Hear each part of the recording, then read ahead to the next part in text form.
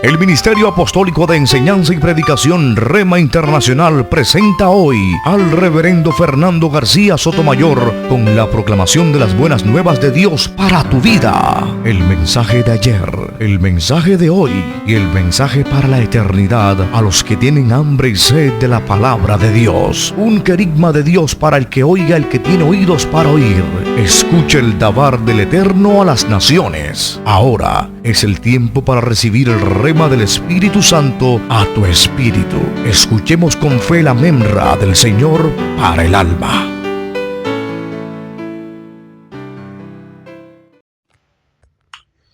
Muy buenos días. Que la gracia del Eterno les estén alcanzando a todos, a cada uno de ustedes, su misericordia, su paz, su amor, su favor. Ese es mi deseo.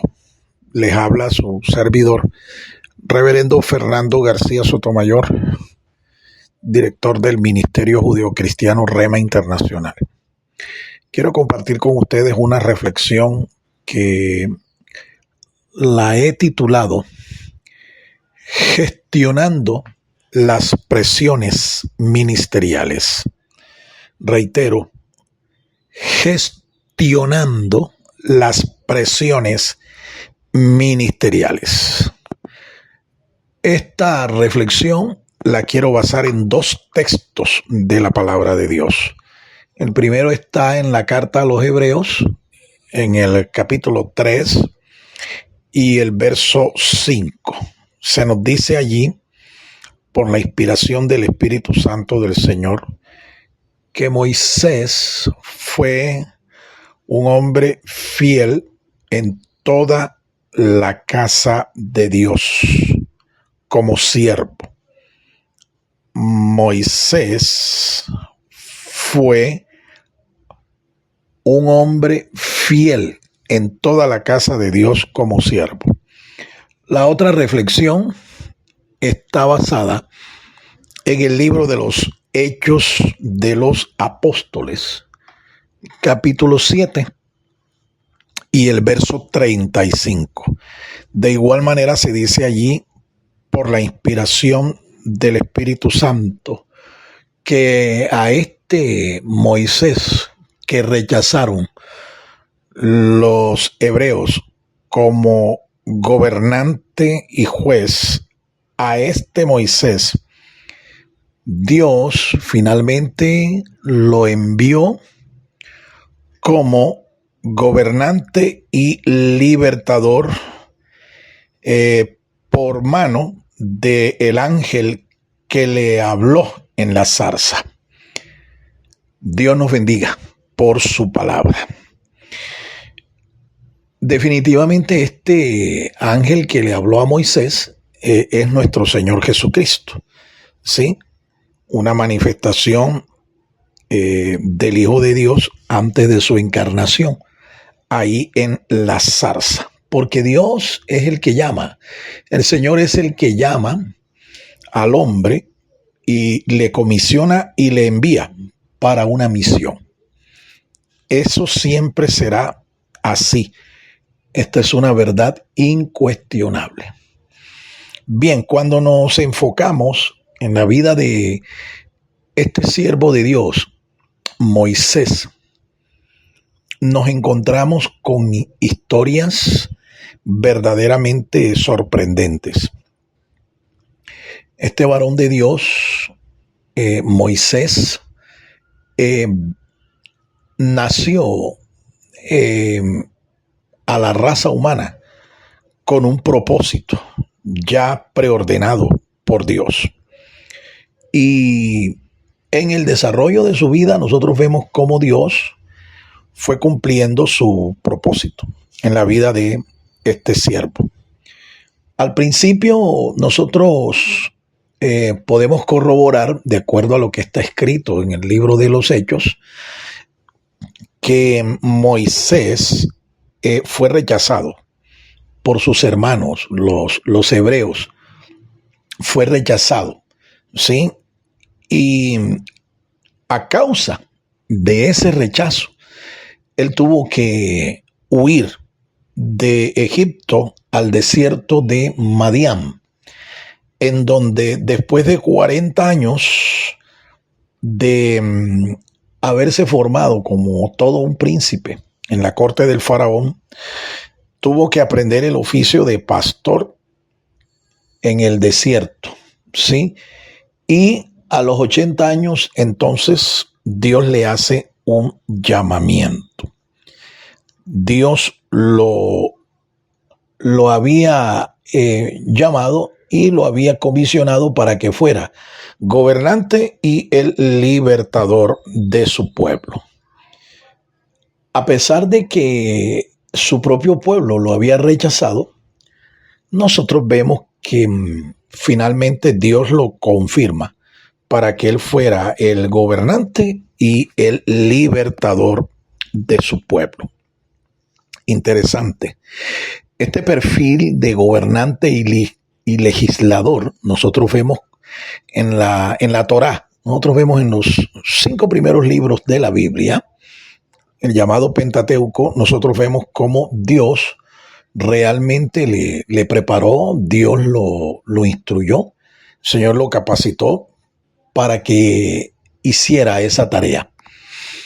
En el desempeño de esta tarea, nosotros vemos que Moisés, como gobernante, siempre luchó contra la oposición de sus hermanos, del pueblo de Dios. Desde el principio, como nosotros podemos confirmar. Durante el liderazgo de Moisés, siempre tuvo que enfrentarse a la oposición. Moisés tuvo que tratar con un pueblo que la Biblia dice de una manera muy acertada, un pueblo rebelde, un pueblo contradictor. Así que la lucha de Moisés fue verdaderamente una lucha bastante fuerte, ¿sí? Un pueblo que incluso se rebela no solo contra el liderazgo de Moisés, sino contra el mismo Dios. Y a causa de esta rebeldía, a causa de esta desobediencia, incluso la primera generación de hebreos que el Señor sacó de la esclavitud de Egipto, Dios no permitió que entraran a la tierra prometida. No permitió que entraran a la tierra de Canaán. Quienes entraron y conquistaron la tierra y poseyeron la tierra fue la segunda generación, en cabeza de Josué y de Caleb. Entonces, interesante lo que aquí se plantea, porque contextualizando esta verdad histórica que experimentó Moisés, nosotros podemos traerlo a nuestros días y entender como principio espiritual que todo aquel al que Dios establece como un gobernante, como un presidente, como un dirigente de su grey, va a experimentar también las mismas presiones.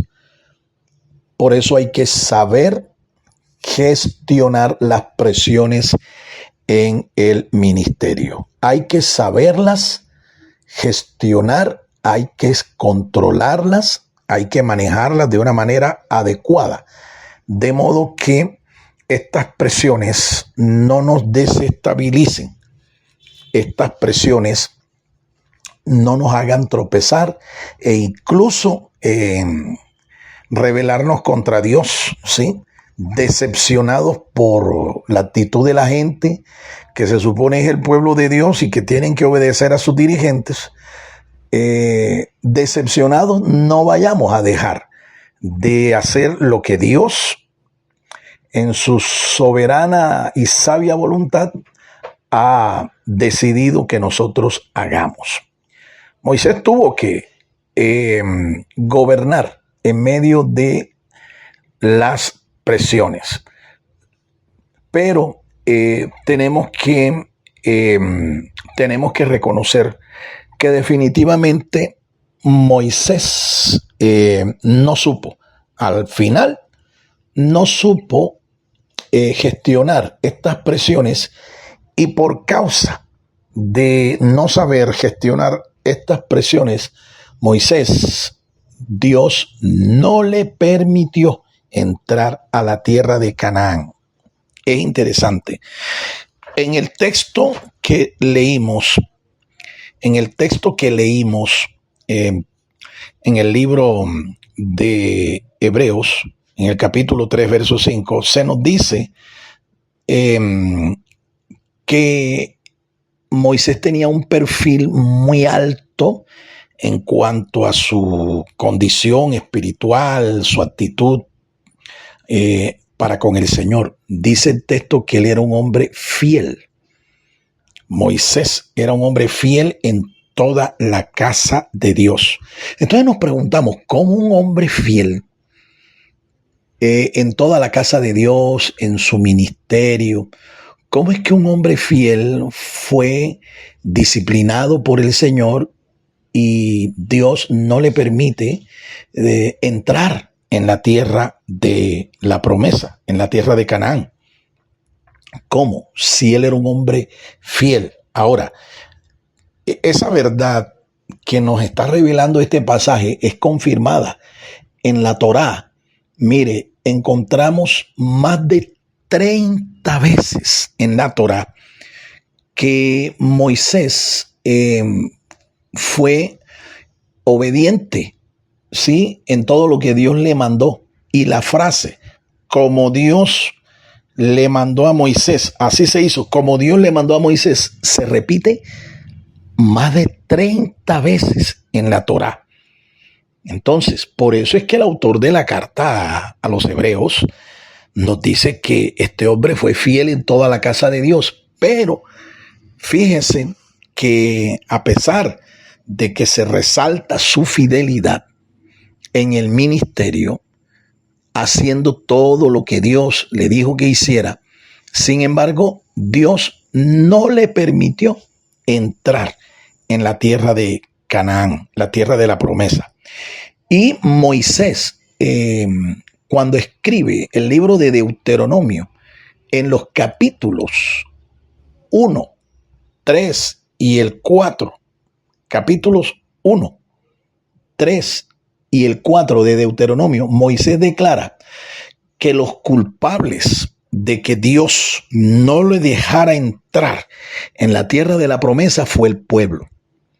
El mismo pueblo. La presión del pueblo fue tal que Moisés pecó contra Dios. Moisés no supo gestionar esta presión y, presionado por el pueblo, pecó contra Dios.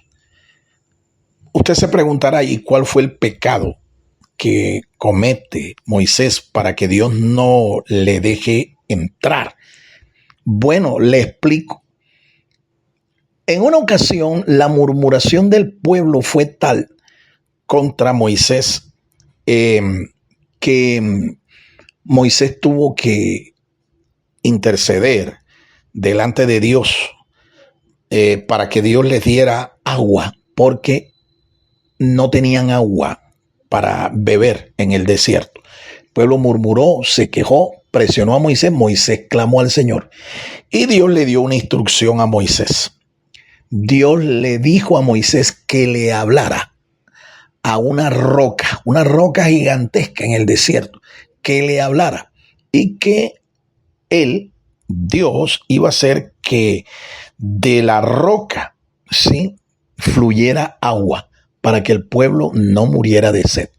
Bueno, esa instrucción Dios se la dio clara a Moisés, pero Moisés, al momento de ejecutar la instrucción que Dios le da, Moisés, lleno de ira, lleno de rabia, furioso contra el pueblo, les dice que él les va a dar agua para que ellos no mueran de sed. Y en vez de hablarle a la roca, ¿sí?, lo que hace es que golpea la roca. Le da incluso 2 golpes a la roca. Entonces aquí tenemos un pecado que Moisés comete presionado por el pueblo. ¿Cuáles son estos dos pecados? Primero, él le roba la gloria al Señor, porque quien iba a hacer que de la roca brotara agua era Dios. Sin embargo, a la hora de él proceder para que el pueblo por fin tuviera agua para tomar, él hizo ver al pueblo que quien hacía el milagro era él. Y en segundo lugar, en vez de hablarle a la roca, él la golpea. Golpea y la golpea 2 veces. Ahora le pregunto a usted, ¿por qué Dios consideró esto un asunto tan grave? Bueno, lo primero es que Dios no comparte su gloria con nadie, quien quiera que sea. Y Moisés aquí le estaba robando la gloria al Señor. Y en segundo lugar, Moisés golpea la roca, hiere la roca, y lo hace en 2 ocasiones.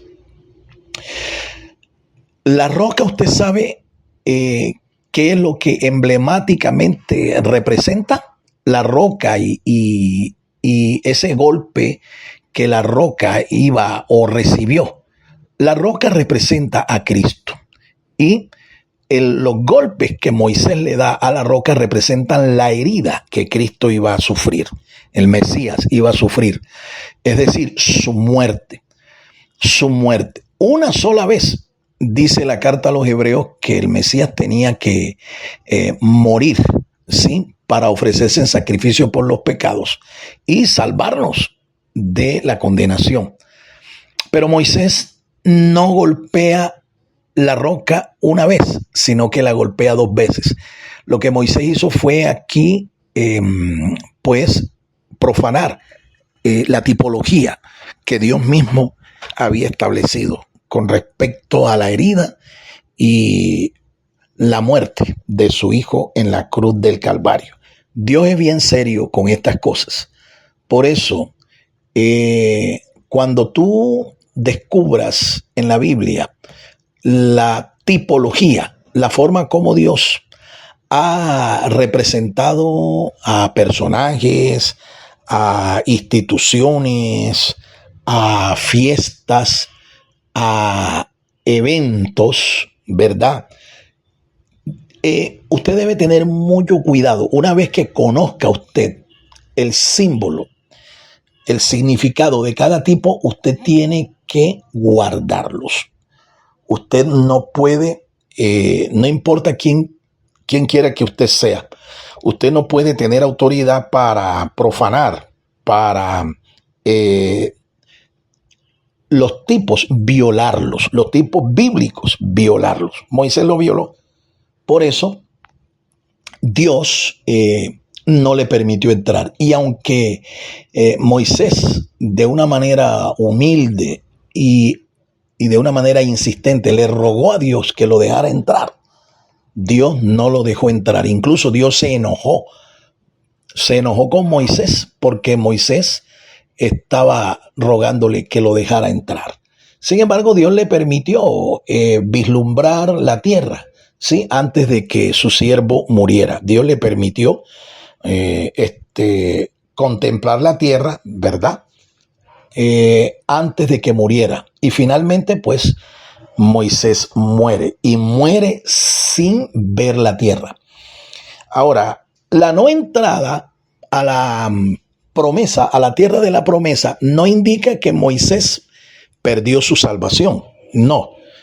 Gracias a Dios hay un texto, ¿verdad?, en los relatos evangélicos que nos hablan de la transfiguración del Señor.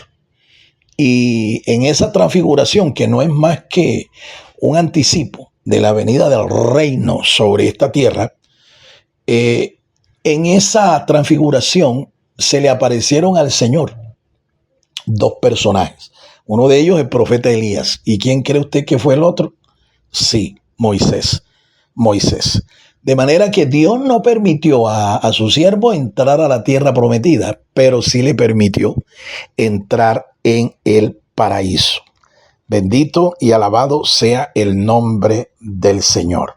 Entonces, hay aquí algunas aplicaciones que hay que tener en cuenta, ¿sí? de esta historia y de la forma como Moisés siendo el hombre más manso de la tierra, siendo un hombre fiel en su ministerio, sin embargo, perdió la bendición de entrar en la tierra de la promesa. Hay varias aplicaciones. ¿Cómo una persona, cómo un dirigente debe manejar las presiones? Bueno, a pesar de que sea una persona que, como Moisés, sea fiel, o como Moisés sea el hombre más manso de la tierra, sin embargo, no es suficiente para usted controlar las presiones, manejar las presiones que en un ministerio se tienen. La Biblia dice que Moisés era un hombre fiel y era un hombre manso, el más manso de la tierra, ¿sí?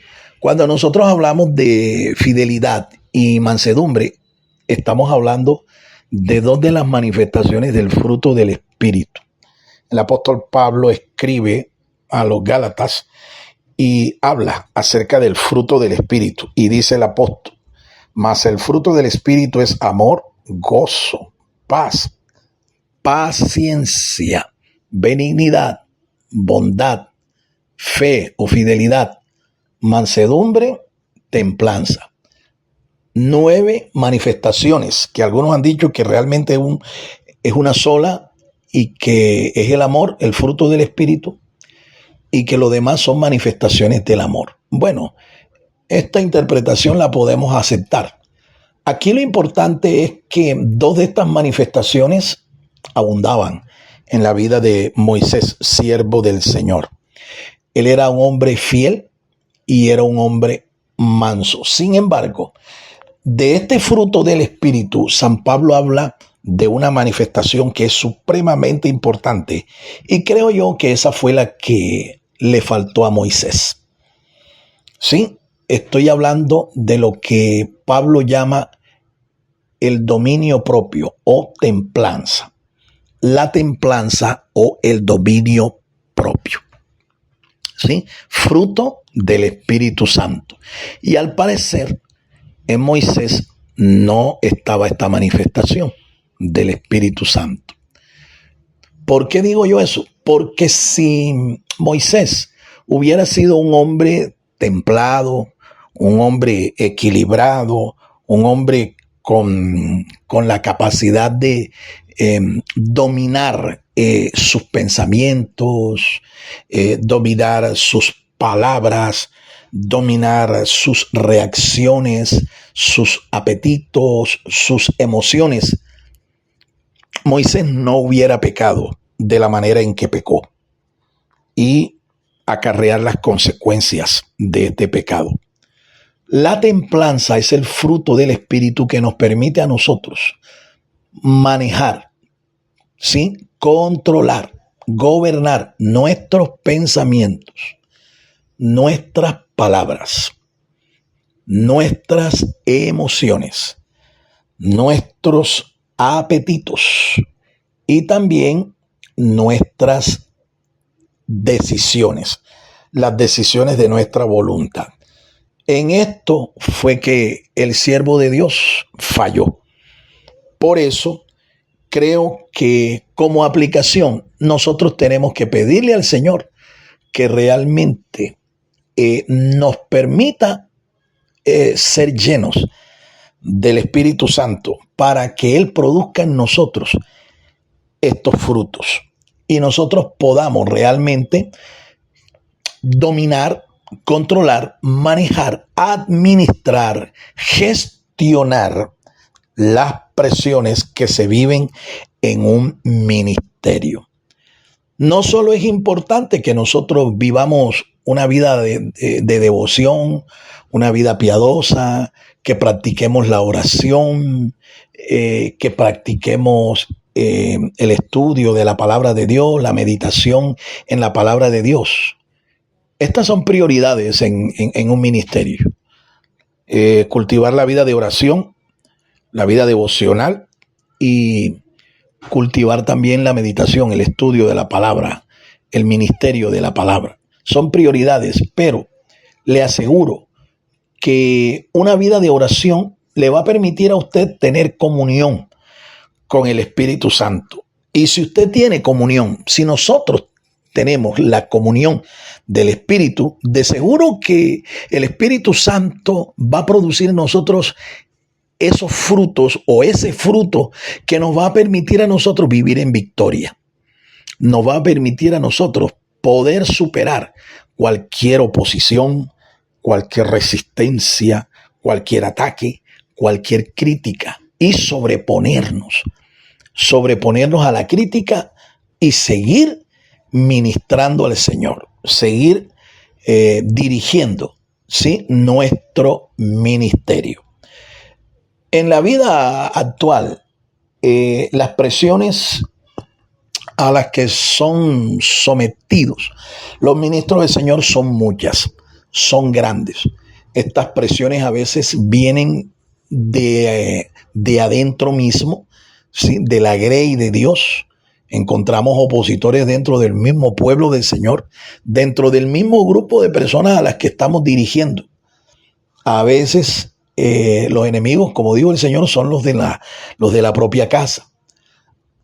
En ocasiones estas presiones vienen de afuera, vienen del exterior, ¿sí? Sea de donde vengan estas presiones, nosotros tenemos el deber de gestionarlas, porque de lo contrario nos pueden derrotar y podemos paralizarnos en la vocación que Dios nos ha encomendado. Espero que esta reflexión le haya edificado espiritualmente. De verdad que los buenos dirigentes se conocen no es cuando las cosas están a su favor. Los buenos pilotos de las naves marítimas o aéreas o terrestres no se conoce su pericia, no se conoce sus habilidades, sus destrezas cuando las cosas van a su favor, sino justamente cuando van en contra, ¿sí? Cuando las tiene en contra. Cuando está el viento en contra, es allí donde se conoce quiénes son los buenos dirigentes, los buenos gobernantes. Bendito sea el nombre del Señor. Me acuerdo del tiempo en que por allá en los años 90 en nuestro país había una crisis de gobierno en nuestro país bastante grave. El presidente en ese tiempo era el doctor Ernesto Samper Pizano y su gobierno cayó en una crisis debido a que a él lo sancionaron y a él lo investigaron y lo declararon una persona no grata e incluso amigo de narcotraficantes. Hasta la visa que tenía para entrar a los Estados Unidos se la cancelaron. En una ocasión un periodista lo entrevistó, ¿sí?, al doctor Samper, Ernesto Samper. La crisis que tenía el doctor Samper en su gobierno incluso no solamente venía del exterior, sino dentro de su mismo grupo de gobierno, dentro de la misma casa gubernamental. Se le levantaron varios de sus compañeros, en verdad, en su servicio, en su gobierno. Y aquel periodista le preguntó a Samper, ¿cómo hace usted para poder superar la crisis en la que el gobierno está? Y él dijo, de una sola manera. El periodista nuevamente le dijo, pues eso es lo que queremos saber, ¿cómo hace usted? Y él dijo, pues yo sigo gobernando, sigo presidiendo. Increíble, ¿sí? Este fue un hombre que supo manejar la crisis en su momento y él gobernó y terminó su periodo de gobierno. A propósito, fue en los días del presidente Samper cuando la Iglesia Cristiana Evangélica en Colombia hizo el primer convenio de derecho público con el Estado, lo que se llamó el primer concordato evangélico. Fue en los días del gobierno de Samper. Fue en los días del gobierno de Samper cuando la constitución política de Colombia fue revisada, fue reformada a partir del año 1991 hasta la fecha. Y esa es la constitución que hoy rige los destinos políticos y sociales de nuestro país, Colombia. Aprendamos, ¿verdad?, de la actitud de este hombre que, a pesar de la crítica, la oposición, el señalamiento, la resistencia, este hombre no se paralizó y él siguió gobernando. ¿Sabe una cosa? La crítica constructiva es muy favorable para todos los dirigentes cristianos.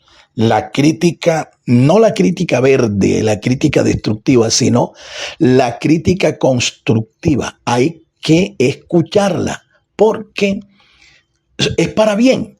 Cuando tú escuchas a aquellos críticos que te señalan, no para cuestionarte, no para destruirte, sino para ayudarte, es muy valioso lo que tú puedes aprender de la crítica constructiva. Hay un animal que es el llamado el ave real, el rey de los aires. Ese es el águila. El águila tiene resistencia de otras aves de rapiña, como son los gavilanes, como es el buitre, etc. Y cuando una parvada de gavilanes ataca al águila, tú sabes lo que hace el águila. No se pone a pelear, no se pone a discutir, no se pone a contender con todos los gavilanes que lo atacan, porque no lo atacan uno a uno, sino que en una parvada se reúnen y atacan al águila. ¿Sabes tú lo que hace el águila? El águila viene y remonta el vuelo bien, pero bien alto, hasta llegar a una altura a la que los gavilanes no pueden llegar. El único que puede llegar hasta esas alturas es el águila. ¿Sí? Aquí hay una lección que todo dirigente tiene que aprender, que tenemos que aprender. Cuando tú te enfrentes a la crítica, te enfrentes a personas, a contrincantes que te quieran hacer la guerra, que te quieran resistir, que se oponen con el propósito de paralizarte, haga como hace el águila, remonte el vuelo hacia lo alto, busque allá en las alturas, ¿verdad? Busque allá en las alturas al Señor, busque al Señor, para que el Señor sea quien te dé la victoria y no te dejes vencer de tus opositores, no te dejes vencer de tus contrincantes, de tus críticos, sino que el Señor te dé la victoria, como se la dio a su siervo Moisés, ¿sí? Como se la dio a su siervo Moisés. Y nosotros podemos pensar también en otros personajes de la Biblia, incluyendo al mismo Señor Jesucristo. La Biblia nos dice que el Señor Jesucristo hizo todo, lo hizo bien. Sin embargo, hubo gente que se le opuso, le resistió durante su ministerio. Jesús en una ocasión declaró que si en el árbol verde hicieron todo eso, ¿qué no harían en el árbol seco? Este dicho parabólico indudablemente se refiere a él mismo como el árbol verde. Y los árboles secos somos nosotros, sus siervos, sus dirigentes, sus gobernantes, los que él ha establecido aquí como autoridad en esta tierra. Somos nosotros. Entonces, acostúmbrate más a la crítica que a la ovación, al aplauso. Acostúmbrate más a eso. San Pablo también vemos que durante su ministerio tuvo un grupo de personajes llamados los judaizantes. Eran miembros de la iglesia de Jerusalén y eran de la escuela de los fariseos y supuestamente se habían convertido. Pero cuando Pablo comenzó a predicar el evangelio al mundo gentil, esta gente se le opuso Y desde el primer día en que Pablo comenzó a cumplir su ministerio hasta el último día, Pablo tuvo una lucha con estos judaizantes, estas personas que lo criticaban, que se le oponían, que lo perseguían. Pero le reitero, la forma de nosotros obtener la victoria contra todas estas personas que nos hacen resistencia, que nos hacen oposición, es encomendándonos al Señor, ¿sí? Y es llenándonos del Espíritu Santo en una oración, ¿sí? En una vida de oración, lograr que el Espíritu Santo produzca en nosotros ese fruto llamado la templanza, para que nosotros podamos conquistar la victoria. Dios les siga bendiciendo. Dios les ayude. Dios bendiga sus ministerios. Espero sus comentarios. Espero sus preguntas, sus impresiones. Escríbame a mi cuenta de WhatsApp y con todo gusto nosotros estaremos viendo sus mensajes y respondiendo si tiene alguna inquietud o alguna pregunta. Shalom, Ubraja Adonai. Paz y bendición del Señor. Hasta entonces. El Ministerio Apostólico Rema Internacional pone a disposición esta predicación. Ofrecemos ministración a simposios, seminarios, campañas evangelísticas, educación globalizada sana y de carácter interdenominacional. Escríbanos a ministerioremainternacional@gmail.com o llámenos al celular 316-270-7181.